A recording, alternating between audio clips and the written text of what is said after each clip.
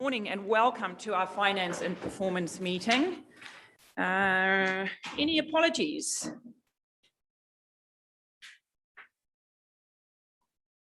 No, I'll just check to see if anyone texted me. No. Okay.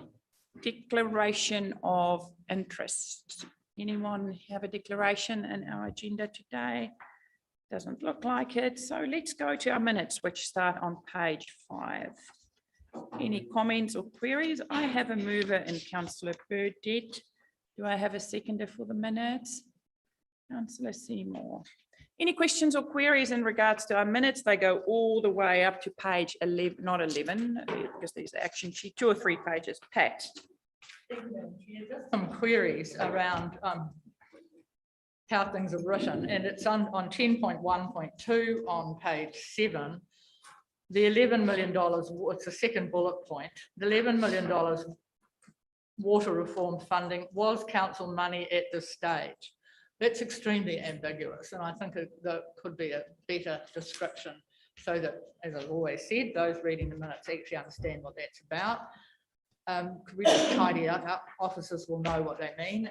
Over the page, about 5 bullet points down, $80,000 of resource consent is overdue 90 days related to one disputed consent. Can we have an update on that, please? Hi. It is still in dispute with regards to it, but I can give out specifics of that, of what it is here later. Thank you.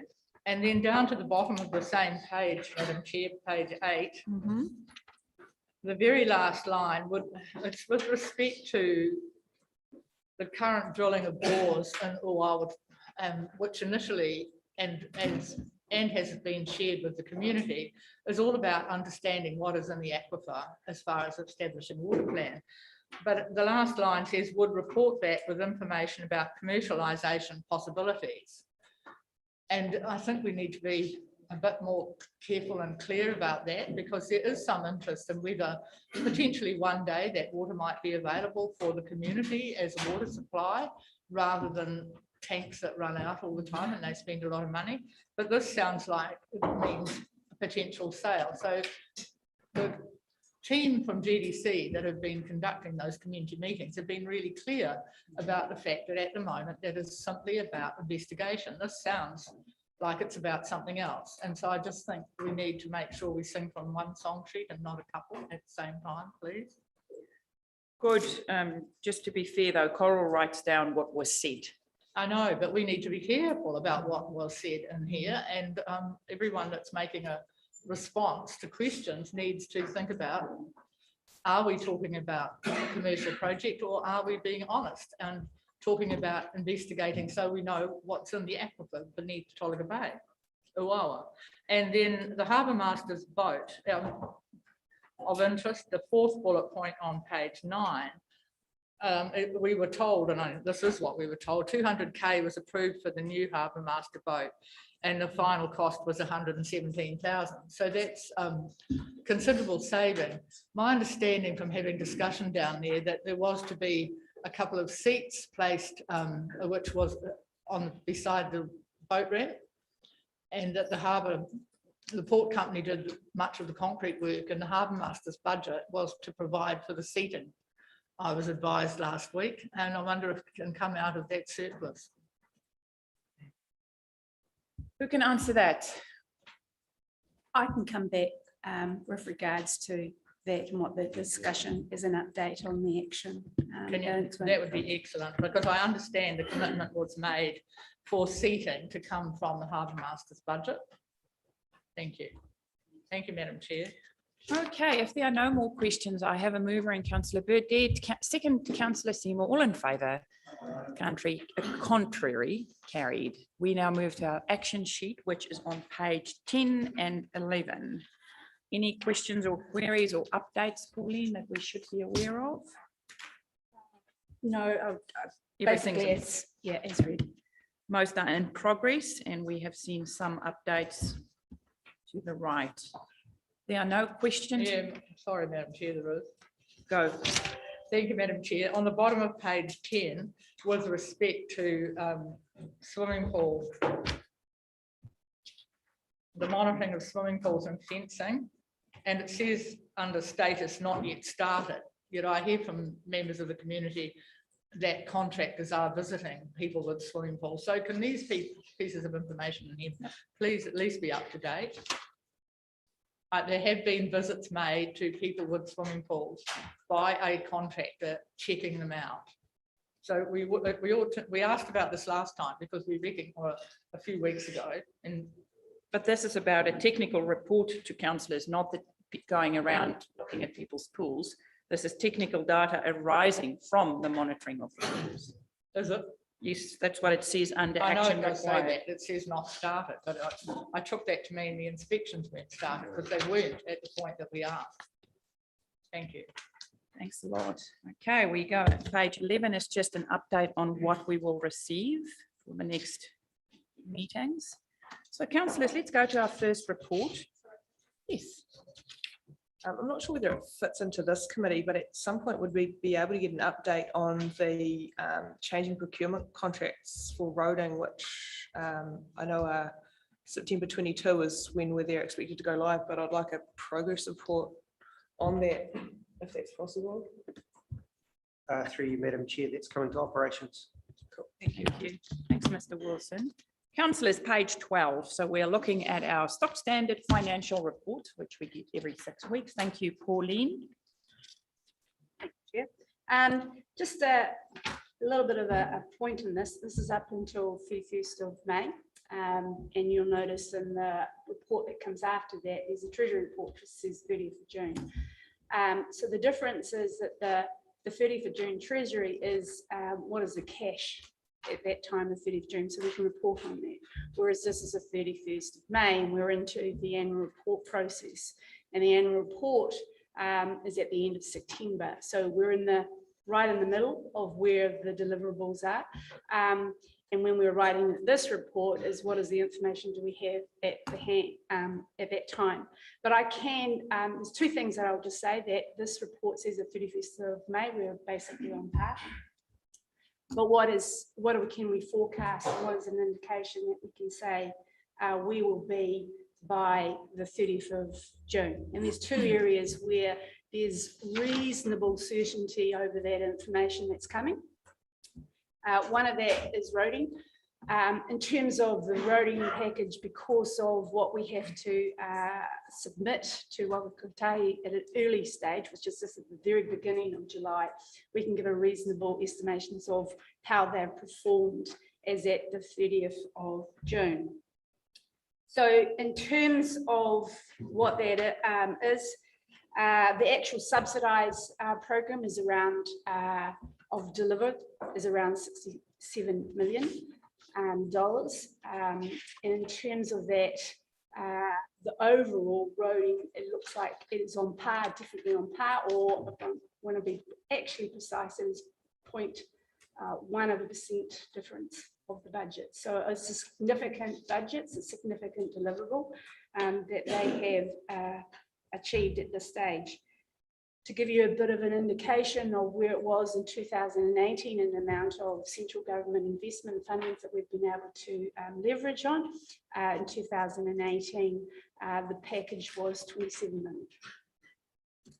So, but there is a little bit of a difference is in terms of when the annual plan was submitted around April, May, the previous year, is that the packages that we actually had for all the different buckets, which was the PGF, TRIP, and the BAU. And there was a breakdown of what we considered, what we actually have to deliver, and what is the breakdown between OPEX and CAPEX. And so one of the things that was at that particular point in time, some of the deliverables that was under that was classified as capital expenditure. And so in terms of the total program that we've got, what we are delivering for the full year, it says it's 96 million.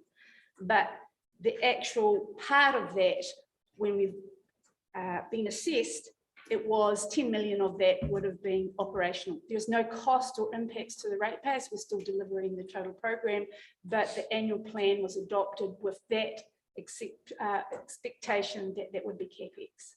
So where does it, where do we estimate where we'll be for our capital program? Because you've got a deliverables of estimations of May and trying to extrapolate where do we sit by the 30th of June. So I'll just take you, because one of the graphs that shows it, but I'll overlay where we expect to be by the 31st of, 30th of June. And the page that you actually look, if you like, is the page 25.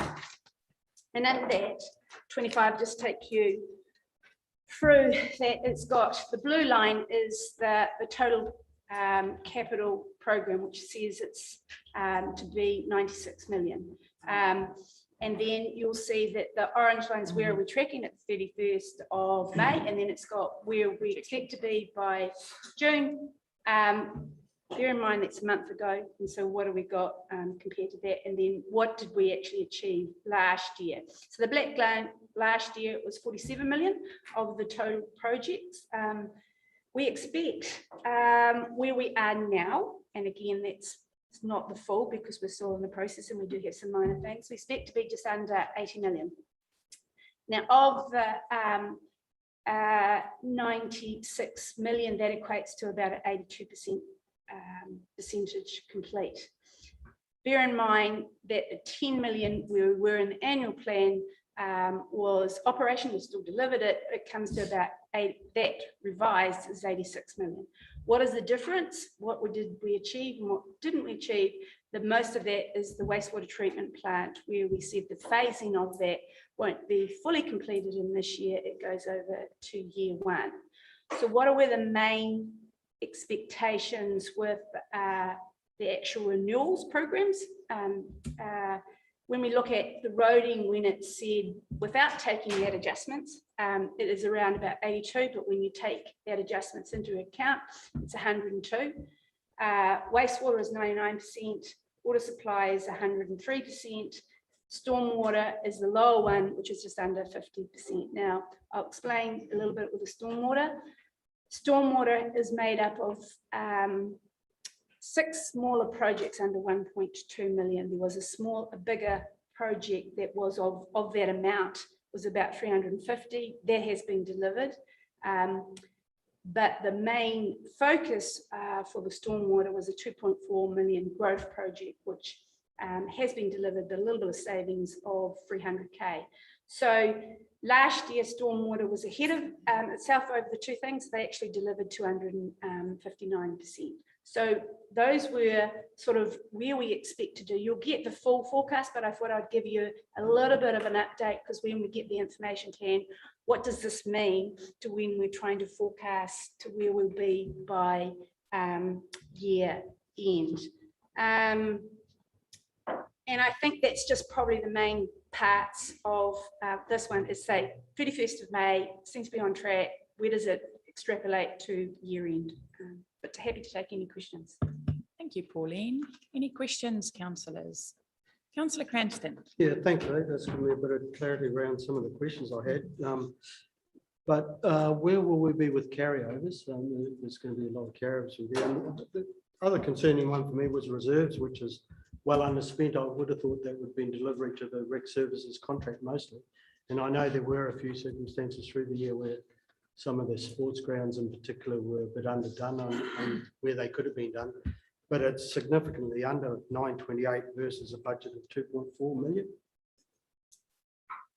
So in terms of what we try and do as a process now is to signal early where do we think we're going to be completing our projects, and we try to incorporate that into the actual next year's budget. So in the long-term plan, we said that there are projects where we don't believe that they won't be completed, which was the early signal was the wastewater treatment plant.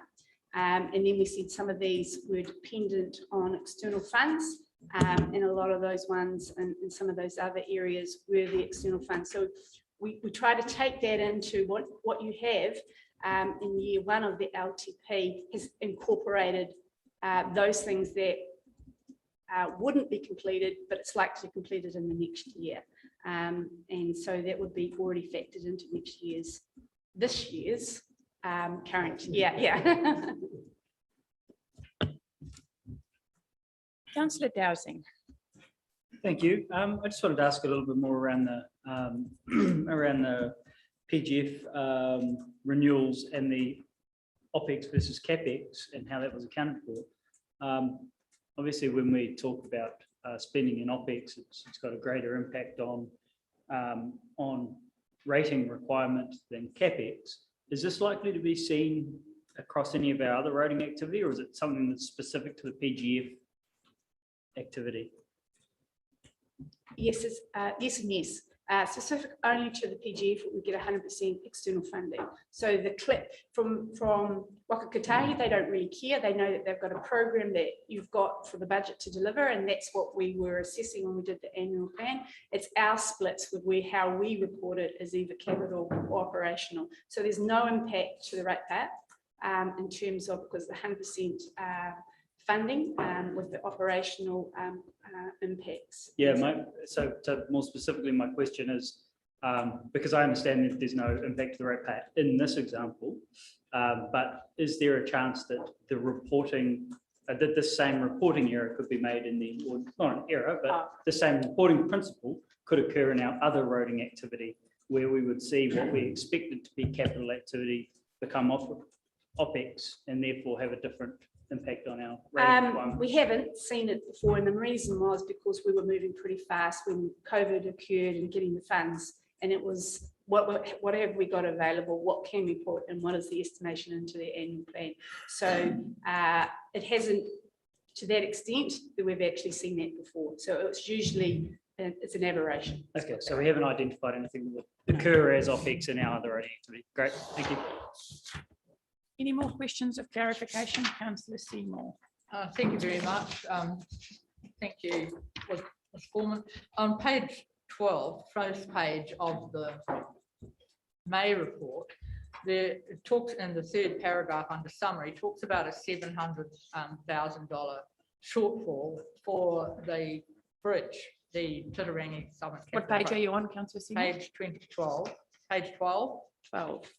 And so it talks about that shortfall, but doesn't actually tell me anything in the June report that I could follow that says whether we've got it or not, or there's less of a shortfall. And then there's a paper at the end of the document on the bridge. Is one to assume, because it actually says there, all of that funding was meant to be external funding, 100% external funding, as the project has not started. Is this just the bridge? And so are we going to capture that $700,000 shortfall in the most recent 1.75 lottery grants money? So it's very difficult because there's no consistent explanation, like it doesn't appear in the next month to say it's still a shortfall, and then it doesn't appear in the paper on the walkway to say it's been captured. So just a clarification, the summit was totally different than the bridge. Right. And when we were doing the annual plan, we had notification that we could do the summit, and we were given confirmation. But when COVID occurred, they were reprioritizing some of the budgets associated with it. So we had stated within our capital things that were going to occur that this was a project that we expect to have it, but it didn't eventuate and didn't get the money for it. So they're two separate conditions. And so basically the report that comes subsequently is probably even cost associated in 2020. It's not 2021. So they're two separate items. But there's nothing in the, so if we stick with the year to 30 June, which this report is about, there is that shortfall, but it doesn't really then tell us what we're going to do about it. It does say it's not started, so there was no adverse impact in terms of the variance to the plan, but there was a shortfall of 700,000 grant revenue. So that doesn't, are we still going to go looking for it to achieve that summit project, which I presume was part of the building, was it? Yes, it was. So what state, where do I find some Where's consistent that? information about that? I would just have to double check with regards. I don't believe that project itself is in this current year's long-term plan because we didn't have confirmation of it, but we can give you is it going ahead? Is the grants associated with that particular ones? And can give you a little bit of an update, hopefully by morning tea. Thank you. No more questions. Councillor Warsnop. Yeah, my question was just around the renewals for stormwater. So I know that it says 53%. And you sort of explained that, but in renewals it says 11%. So is there a reason? I mean, presumably we didn't do 40% more work just over June to get to 53. Just on page 17, and then it explains that again just below that. What was above it? Sorry, where it describes what? Oh, sorry, above it. Yeah, where it describes renewals stormwater 11%, 132k versus 1.2 million. Is that that doesn't marry up with what you just told me earlier? So I'm a little bit confused. Okay, sorry. So in this report, 31st May, this is one of the actual things, 31st May. And so when you were looking at that, you were looking at page 17. And on page 17, there is 5 little graphs. The bottom one over to the right shows in terms of where the renewals are at that particular point in time. And that's saying 11%. Right. So as I mentioned in the beginning, where do we forecast to be at the end of the year? The renewals projects was 6 projects and they're made up of 1.2 million. So what was at 31st of May was only 11%. And there were small projects, etc. But when we look on the page, we say, okay, how does it equate and how does it marry up? Which is on page 20. And on page 20, you have the whole capital expenditure program. And on there, stormwater, which is second one from the community lifelines, it says 53. Now, as I mentioned, there's 53 equals of that 3.5 million, which it says that's the full projects. There is a growth, increased level of service, and then there's a smaller component, which is made up of renewals.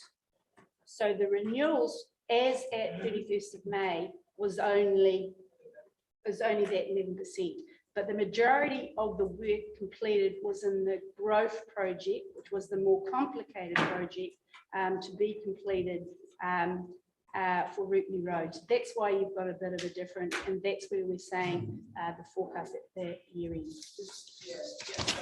That does clarify that. Sorry, I was confused because the page 20 also shows that it's at 31st of May. So you had 2 saying the 31st of May with different percentages, but you have just explained that.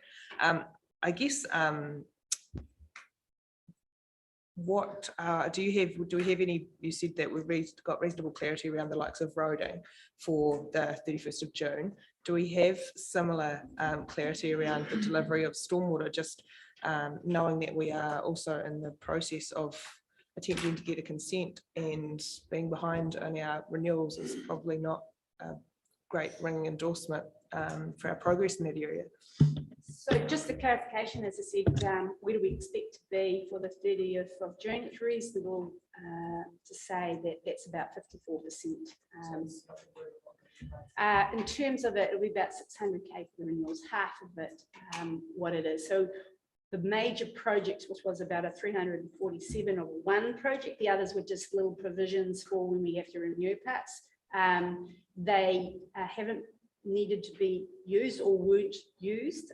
So that's where you actually assess it with it. And bear in mind that the major renewal project for the stormwater was the year before, where there was 254. So the focus of this particular year was the Rootney Road, the growth project, which is 2.4, and that is forecast. Yeah. Councillor Akuata Brown, and then we can come back to Councillor Seymour and Cranston for last questions. Oh, thank you, Madam Chair. Thank you, Pauline, for your report. Just in regards to page 22.12, community housing, it states that the year-to-date spend is 195k in respect to the healthy homes upgrades. And I was just interested to know, currently our community homes up to spec, I guess, respect to that ventilation program. Do we have that knowledge now as to are those homes meeting the government standards now, or that program is currently in play? As I understand it, they are continually being upgraded, but they are trying to get ahead of when the requirements come through with it. But what I can make sure that we can perhaps go back to GHL to give us an update of a little bit of regards to where the program is, what are they actually assessing to do for the renewals for the next sort of 5 to 10 years as well. That may take a little bit to get, not the next one, but I'll make sure that we have a bit of an update. Councillor Seymour and then Councillor Cranston. Yes, thank you, Madam Chair. Mine just relates to bullet point 8 on 22, referring to the solid waste year-to-date spend. And I'm aware that we are also looking at issues around Ruatoria landfill. And I see it notes that most of the spend, and it's very minor, has been in relation to Pokahu. And we did a big investigation on Pokahu about 5 years ago. And I wonder when this current investigation, what's really going to need to be done, is going to be available to us. And is there some spend that's been happening on Ruatoria, or some investigation going forward with that? Through you, Madam Chair, we're working through the issues with Ruatoria. As the committee will be aware, its consent lapses in 2025, so we need to look at how we're going to manage our waste on the coast. A lot of our efforts have been in Tokomaru Bay and the transfer station there and the Te Araroa closed landfill. With Paukahu last week, we've requested yet another meeting with them formally to talk through how we can discuss the options. There's an ongoing spend with Paukahu that we need to be committed to as council around monitoring. There's some checks that we need to do, but also what the long-term plan is for Paukahu. So we'll have that hopefully once we've been able to meet with them. Thank you. So would we expect some of that spend to grow before year end and take into account the was done for tomorrow? So through you, Madam Chair, that will come through as unbudgeted capital expenditure as part of that. So then supplementary to all of that, this will be carried over this week. So to clarify, Madam Chair, that 359K will disappear as soon as I put forward the paper to ask for the unbudgeted expenditure. But we might not have the report by, or we don't have the report by 39. So it's not going to be there for next year. How's it going to be funded?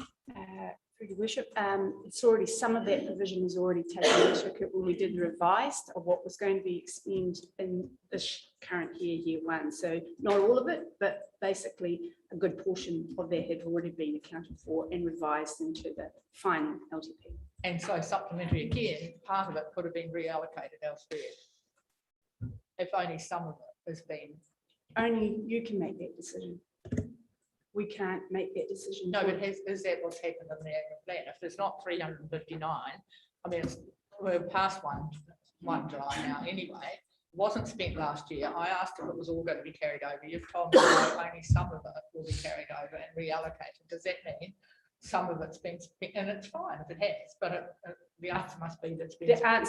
The answer would be that if they need requirements based on what you need to do this year, then a separate paper would come to you to say, this is the provision, we didn't spend that, or what we're doing.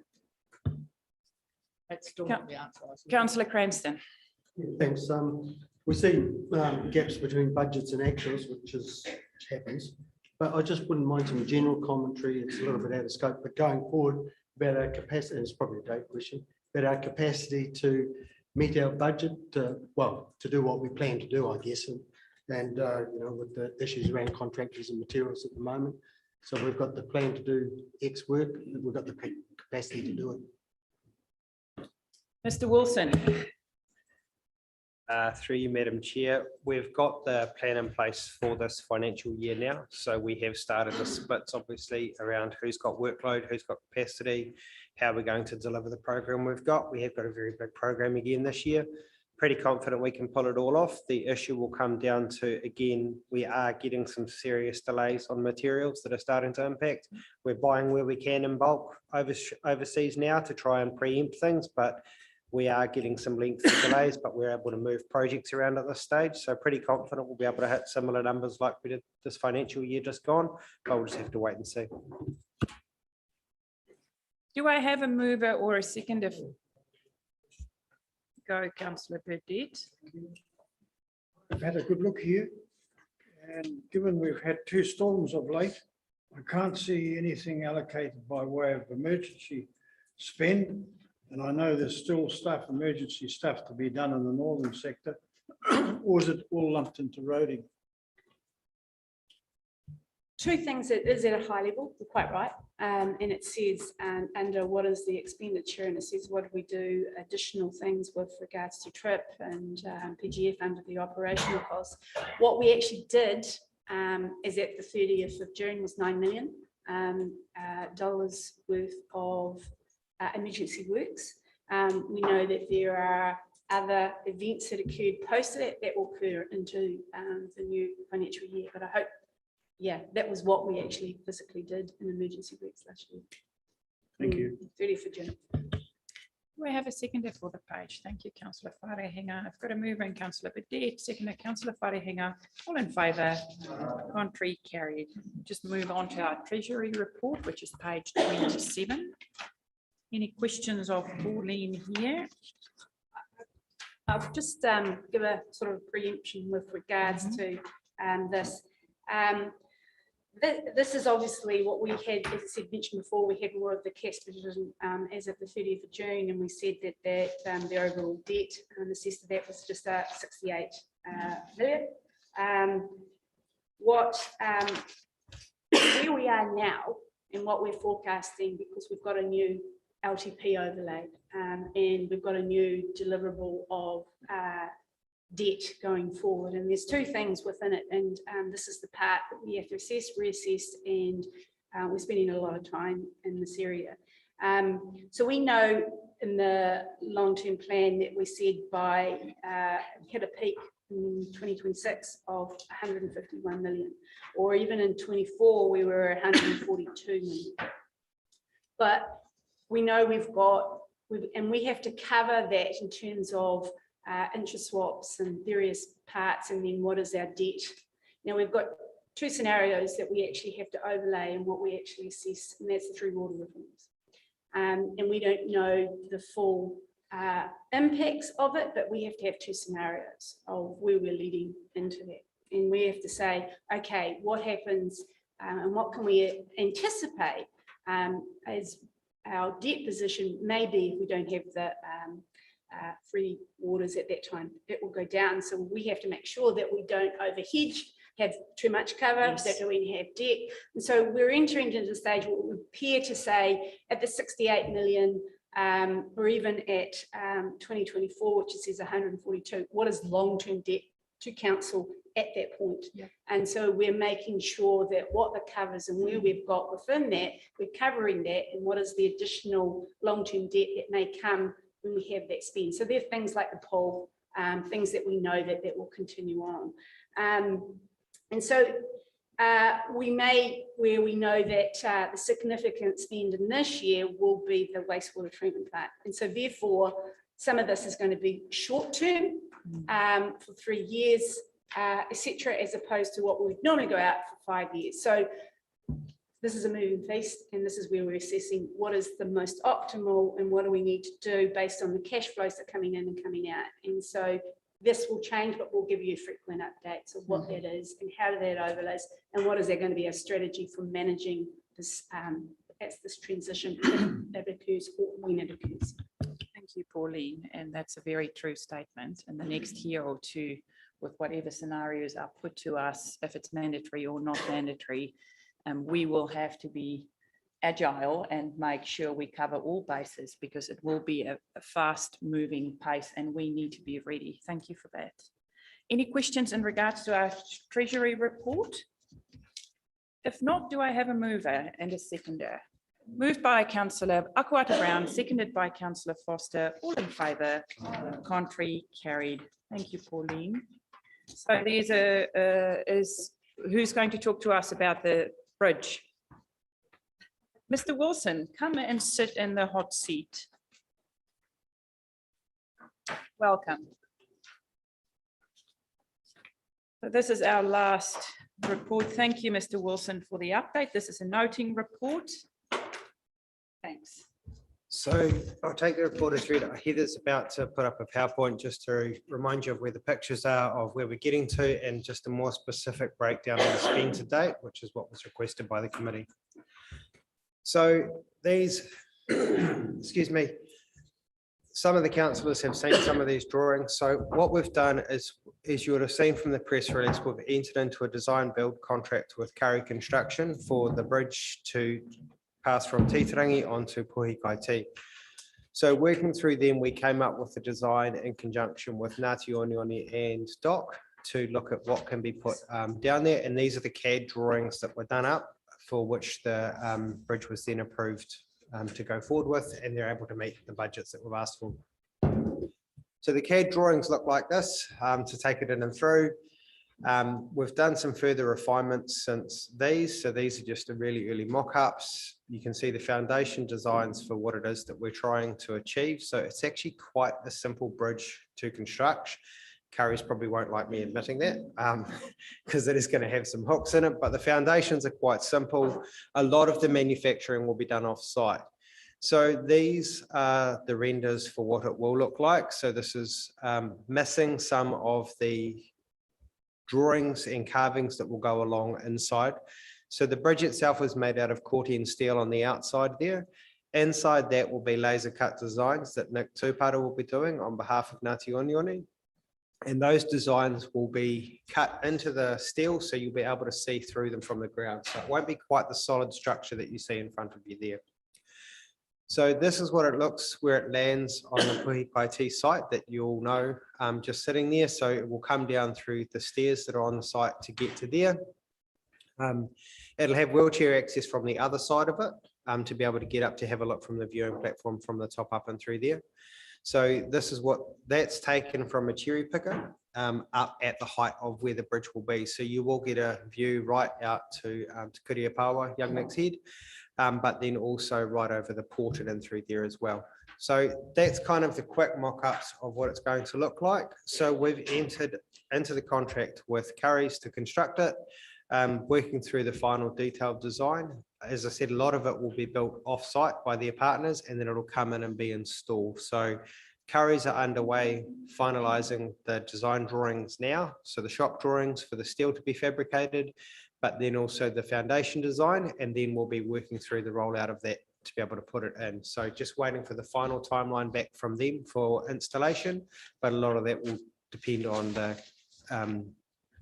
shop that's going to be doing a lot of the manufacturing for it and the things that are coming in. So just getting that put in. So design build of 1.75 million is what we're looking for. So what we've got, and then that's all externally funded by Lotteries, who have agreed to the designs, the build, and the contracts that we've got in place. So happy to take any questions on the report or on what I've just covered off. Go, Mr. Petit. To your microphone, Bill. Given the history of development in that area, I trust you will have oversight and project management of this project. So this project's been delivered out of Lifelines, and I've got one of my project managers looking after it. And we've been through a lot of the archaeological, we're making sure that we've got all the right things in place for where we're going to go. A lot of the investigations have been done, so pretty confident we'll be able to do it for the budget we've set. Supplementary, Madam Chair, but ultimately it will be you who will make sure things work. Yes. Councillor Wharehinga, then Foster, then Robertson. Councillor Wharehinga. Yep, just doing my deputy mayoral stuff as well. Thank you very much for the cordial there, Dave. I don't have any questions. I wanted to speak up and say that I'm happy to move this paper. I want to give due credit to staff, Currys and Ngāti Onioni in regards to being able to land this. I'll take a lot of visitors from around our country down there, to kind of show them around and things like that. And it's always very contentious getting from one side of that road through to the other side. So from a practical standpoint, it's really, really great. Also in terms of its current look and design in comparison to kind of the previous iterations around what we were thinking and stuff like this. I really like this as well. It's really quite smart. Not saying the others weren't, but yeah, but it's really nice to get a visualization in regards to this. So yeah, for me, it ticks great boxes in terms of safety about getting back and forward, but also in terms of cultural connection and having our Ngāti o Niuni whānau alongside us. So yeah, thank you for the paper. Happy to move your wish. Councillor Foster. Yeah, I'd like to congratulate Dave as well. I mean, I drive this road probably more than anybody because I live around there, and I see so many people trying to cross that road with huge trucks, and it's intimidating for most, and even some people don't bother because of it.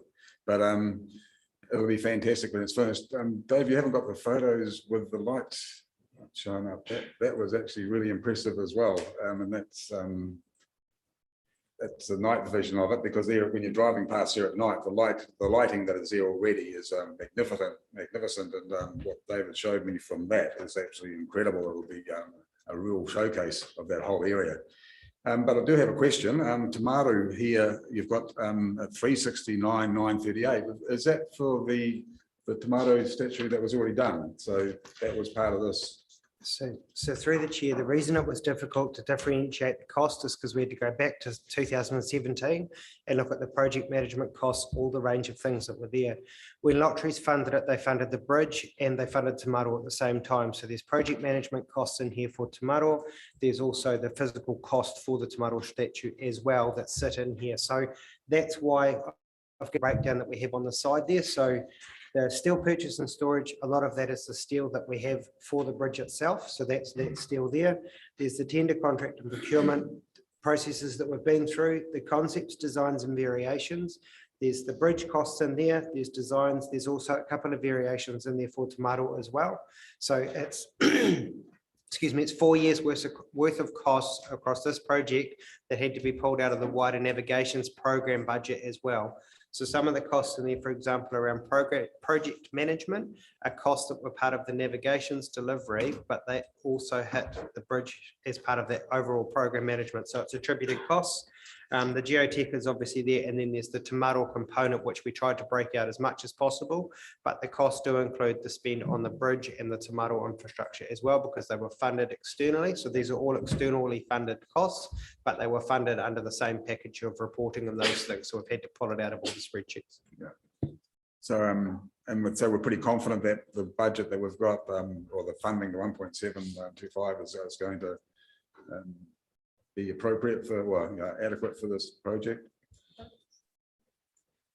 So through Madam Chair, we have requested funding for some of the other components that can go on top of it. So as that bridge stands there right now, we can build that for the 1.75. That's what I have a contract with Currys right now to build it as it is, as you see it there.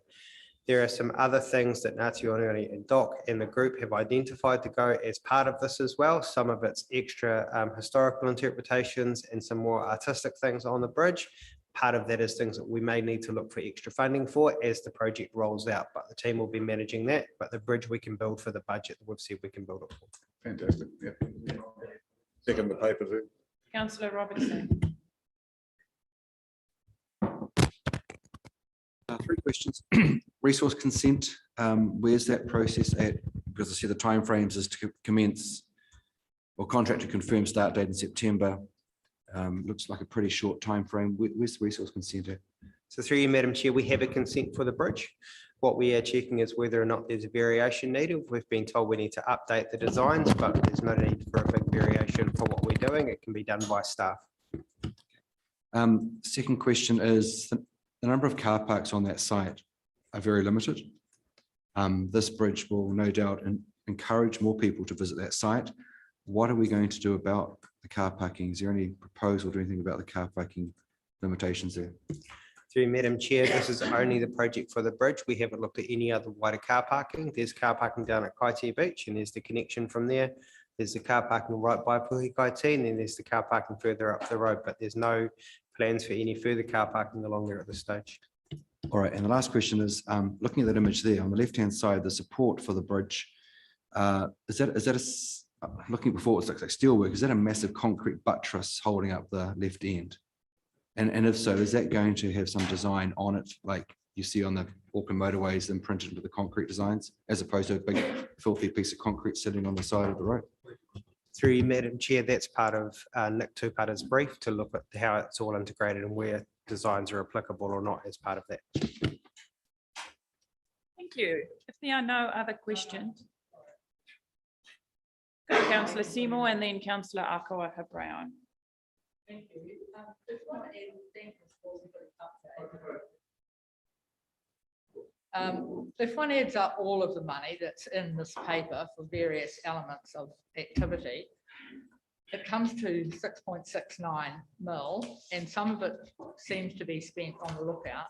The figure in the paper which we have is for tomorrow is 20k different to the figure on this piece of paper that's being tabled this morning. And it would be really helpful if we could have next time a breakdown of, so we can see, I mean, Mr. Wilson just told us the bridge is going to be built for the 1.75 we've just received, but it's never clear how much will then be spent on additional design, because that's what Currys are going to build it for. Is the design and the work that Mr. Tupara is going to do within that 1.75, or is it part of some of the other funding that's mentioned in there? I mean, it actually says quite specifically in the paper up above that the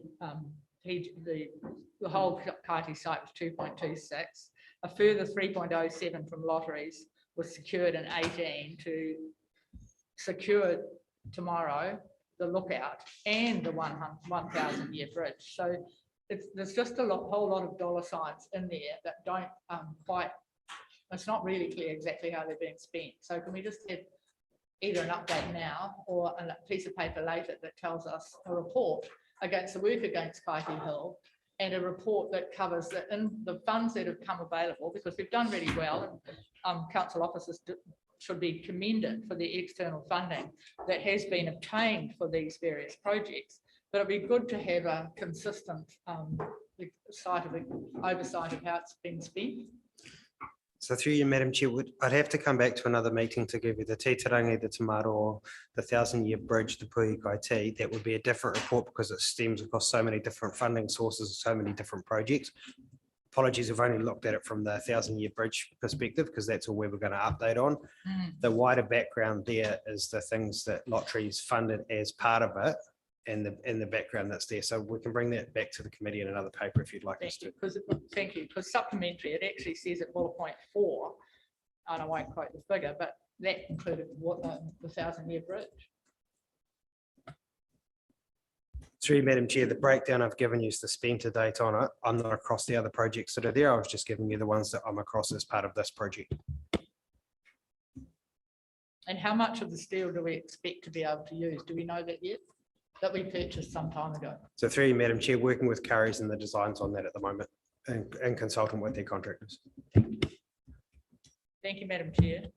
Councillor Akawaha Brown. Thank you, Madam Chair. Thank you, Mr. Wilson, and thank you to everyone working on this amazing, really kind of epic art piece as well as story for our region. We know that Tuia 250 presented a number of narratives and stories that people are continuing to speak of. So seeing this come to fruition in my lifetime is obviously going to be very exciting for me and my whānau. But I just, one of my questions, and following on from Councillor Robinson, I was just up in the Whitianga and they actually have car parks designated where they do take tour groups on buses of sorts to drop off points. So we could probably look at how well we connect up all our car parking facility spaces around this whole precinct, so that we could actually help with aged, those with disability, et cetera, so they can't miss out. It's a big undertaking in the region. I was at, the car park was huge, but I'm just wanting to ask a question around risk mitigation, based on knowing what people can get up to on bridge overpasses, respect to that, as well as safety of individuals who are unwell mentally. So just have those considerations been undertaken, because it would be so disappointing, of course, to see any tragedy or negative kind of act happen in respect to this beautiful piece of art and story. So just, is there an overarching risk mitigation to this build, just to ensure the safety, wellness, and no untowards that could happen. I know human nature, we can't predict people, but I just wondered if there was a risk kind of consideration with trucks going underneath, et cetera, et cetera. So through you, Madam Chair, everything's built to code. So the code requires around heights, and making it unclimbable for children, trying to make it as uneasy to climb as possible. So that's what we build to. So it's no different than any other bridge that we build. It's around how we make it, and it all has to be to code. Building department has to sign all of that off. Okay, do I have a move? I do. Do I have a seconder for this report? Councillor Akwater Brown. Moved by Councillor Whare Hingham, seconded by Councillor Akwater Brown. Thank you for this noting report and keeping us up to date as we move forward, Mr. Wilson. Thanks a lot. All in favour, contrary, carried.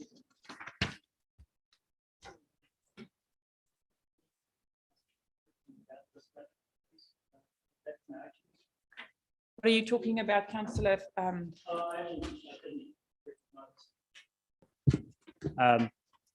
I didn't recognise it on the desk before we started the meeting. We got it this morning, sent around about bus numbers. I think this was in the response to my inquiry. Is that right? Oh, I have not seen this.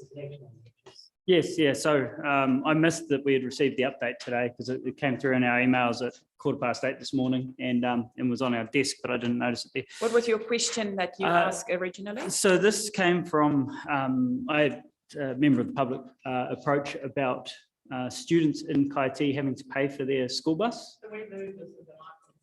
Yep, moved by Councillor Seymour, seconded by myself. It's in the action sheet. Yeah, but we Yeah. just removed, thank you, Councillor Seymour. We just moved this late receival of stuff into our report. Thank you. So the original inquiry was around students in Kaiti having to pay for their bus fare. There is a MOU that we have in place that was dated 2016 to 2018 with the schools. Hasn't been updated since, and nothing indicates that it's been updated now. But basically, the essence of it is that council underwrites the cost of students to go on the Kaiti bus service.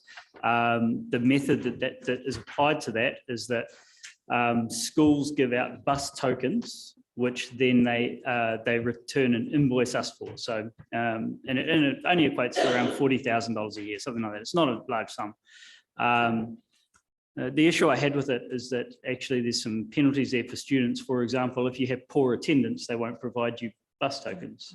So you're compounding the problem by penalising those who aren't coming to school by not giving them transport to school. It also adds an additional layer of complexity that I don't think is necessary. So, for example, I took the Wainui school bus when I was a kid, and I certainly never needed tokens. And I understand it's a different mechanism. I understand this is on a public bus service that others are using as well, and they're trying to capture the quantity of people on that bus. But I don't think that this is necessarily the best method of achieving the outcome. And as it shows from our reporting, it gives us no indication of student numbers. The schools aren't providing us any reporting, which is actually stated in their MOU as a requirement to provide us reporting. I question whether there's a better way. For example, can we just let students who are wearing uniform on the bus? Because this is for high school students. All of our high schools have uniforms. Why aren't they just allowed to travel? Mr. Wilson. Through you, Madam Chair, the school bus, and it's all funded through Ministry of Education, and there are rules that apply around how far away you live from your school that you're attending versus whether or not you get free school bus or you pay for it. So this is an issue that the Regional Transport Committee has been grappling with for a number of years. Council made the decision to put the subsidised program in for high schools, so we do have that as part of it now. More than happy to bring a paper back if the committee wants us to review how we do the school bus patronage and whether or not we continue to do the token system that we have now, or if you want to review it, we're more than happy to bring something up about that. But there are implications for that, and they'd need to come up through the Regional Transport Committee because it's funded by Waka Kotahi. So the implications for us to be able to bring that through. So it's not a simple one. We'd have to bring something back through the RTC to then be able to bring it back to you. Yeah, I guess from my point of view, yes, absolutely, I'd like a report. Because I don't think this is necessarily the best way if it's causing a restriction for students to get to school. And I understand that it may come with some cost implications, but I'd rather spend $1 million here than $400,000 reinforcing the Peel Street toilets for no one to be able to use. This is something that's practical. This is something that is really good for our community, and if it's got issues with the way we're providing the service, then let's just fix it. So I just want to bump in there. So I've been on council for 10 years. I have marched with the girls. We have had the schools come to us trying to simplify that way back when Anne Tolley was still our member of parliament. She also tried on our behalf to simplify it. And I know it's a very complex process involving MOE and who else, and we then decided to subsidize it. And I'm 100% with you that I will die in a ditch for this, even though it's only 30 or 40K. Our kids deserve that bus, and the schools have noted better attendance. I know they don't always give us the feedback that we need, but that's something we can address going forward. But that system is not working. Kids from Wainui or my kids who live a little bit outside of the country can catch the bus for free, but if you're within 4.2 or 2.8 kilometers, you can't. So we are cutting off the students that need the free bus service the most. So a lot of work through Councillor Seymour's committee has happened in the past, but I would be 100% supportive of us trying to simplify it so that it works for the kids that need it. Councillor Seymour. Yep. We invite Mr. Wilson to provide us with another paper to the RTC committee. Thank you for that. All good. Everyone happy with that? Okay, I move into public excluded. Seconded by Councillor Burdett. All in favour? Country carried. We're just going to carry on, people. Grab your coffee and okay, let's go to the bathroom quickly. 5 minutes.